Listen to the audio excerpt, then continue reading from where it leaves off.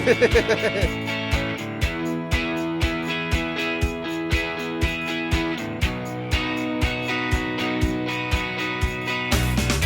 name's Mark Holt. I'm a Vice President of Sales and Marketing here at Riceland Foods. Been with the organization about 10 years now.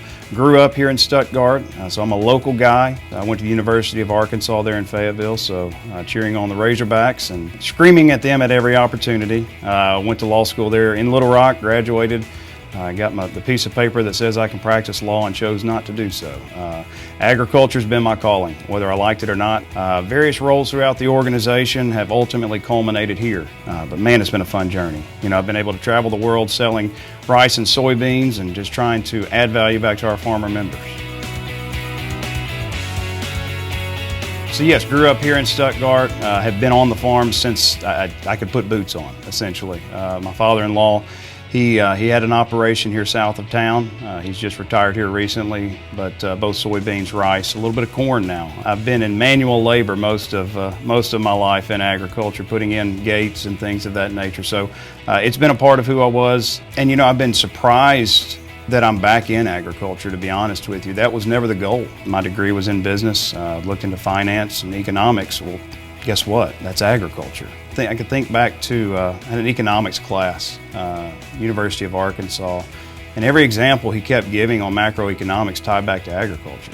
You know, every one of them. It was whether it be what the guys in New York were doing and the effects of it on the farm, and so at that point the light bulb moment kind of went off of, you can do this right here.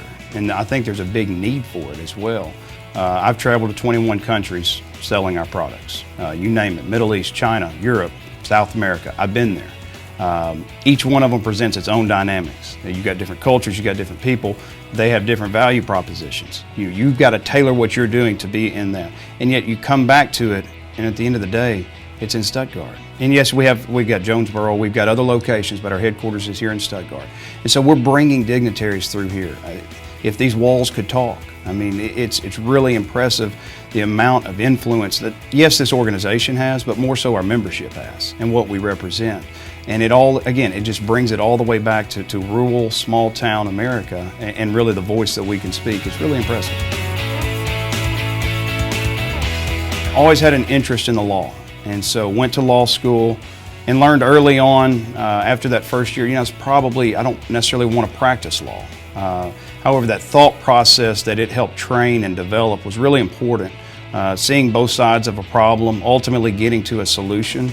You know, again, all of that is really deliberate, and that's what I learned more than anything is you've got to be deliberate when you're approaching these things. So when I came on board in 2013, it was actually as a private label sales manager. So what is private label? I get that question often. So when you think of Walmart, think of Great Value, so their own label. So what they're doing is partnering with organizations like Riceland or whatever they're trying to make, and essentially we supply that to them. So I was working with Walmart, with Aldi, with Kroger, the big name grocery stores here in the States, and partnering with them, seeing if there's opportunity. So started there. It's a good way of cutting your teeth because it's kind of gruesome business. You know, it's tough. And then there was an opportunity on our international side about 9 months after I'd been with the organization. And that interested me. It was Middle East, which was completely foreign to what I wanted to do or what I thought I wanted to do. You want to talk about, I thought the private label was difficult. The guys in Saudi Arabia, the Arab Emirates, you know, that area, they're tough. They can really negotiate. They really know what they're doing. And so you've got a guy that's fresh out of school. I'm in my mid-20s at this point, and I think I know it all. You know, I did not lack confidence is probably a nice way of saying it. They'll humble you very quickly. But it was good. I mean, there's not a better learning experience that I could have gone through except through those. And you've got to, you know, the key is learn from your mistakes. Don't keep repeating them. And so I made a lot of mistakes early on in those negotiations, and you learn. That's 2014, did that for another couple of years.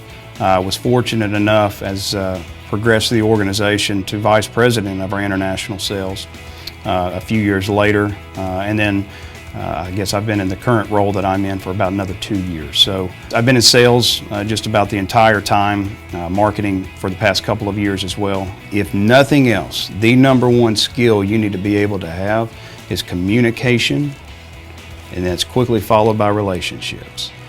Those two things will get you very far. I want to add value to farmers. It's simple as that. And I know that sounds romantic, that sounds like a bumper sticker. That's the truth. Again, farmers to me aren't just people. They're my friends, they're my family. Literally, how rewarding it is when we have a good year and that farmer tells me thank you. And it's just like, okay. Now in the second sentence, he's gonna say, but how are you gonna do this next year? And that's okay too. There's something in agriculture for everyone. You name it's here. People don't think about it. When they see agriculture, they think of guys on the farm. And absolutely we need those guys. But don't limit agriculture to just that. There's guys in DC that wear very nice suits every day to go advocate on behalf of agriculture. Guess what? That's a part of our industry.